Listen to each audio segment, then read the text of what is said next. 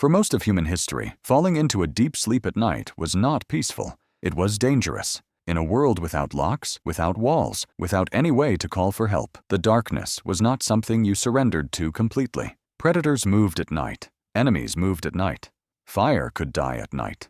A man who slept too deeply sometimes did not wake up at all. So ancient people did something that sounds bizarre to us today. They split the night in two. First sleep, then waking, then second sleep. Not because they wanted to, but because the night demanded it. And what happened during those hours between the two sleeps was stranger than anyone expected. Imagine waking up at midnight, not from a nightmare, not from a noise, just naturally, completely calm, completely awake. This is what ancient people experienced every single night, and they didn't panic. They didn't lie there staring at the ceiling, wondering why they couldn't sleep.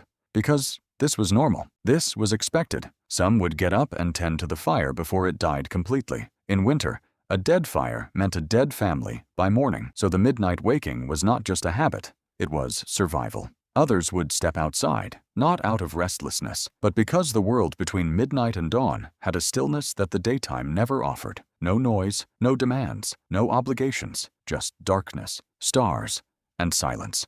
Historical records show that some people used this time to pray. Others visited neighbors. Couples talked. Parents checked on their children. Some historians believe this quiet window between the two sleeps was when people processed their thoughts most deeply. No distractions, no light pulling their attention somewhere else. Just the mind, working slowly and quietly in the dark. There is even evidence that some people believed the hours between the two sleeps were sacred.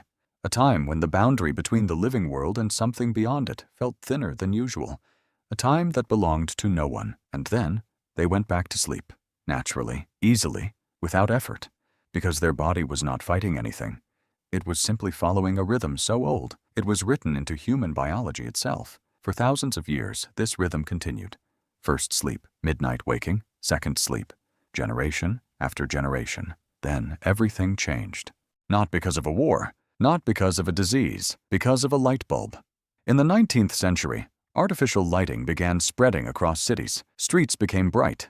Factories stayed open after dark. Work hours extended into the night. For the first time in human history, darkness was no longer inevitable.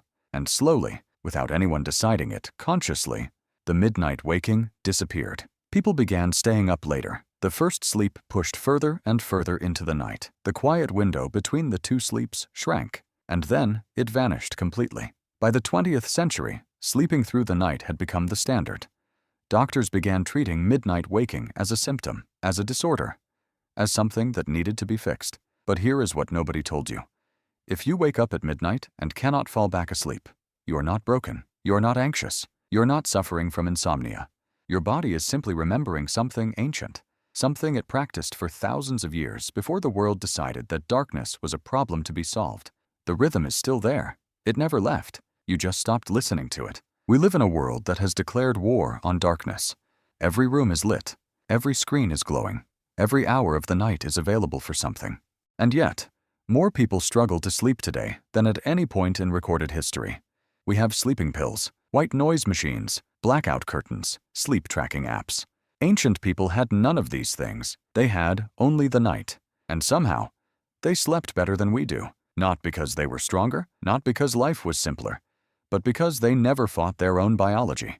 They didn't lie awake at 3 a.m. panicking about why they were awake. They got up.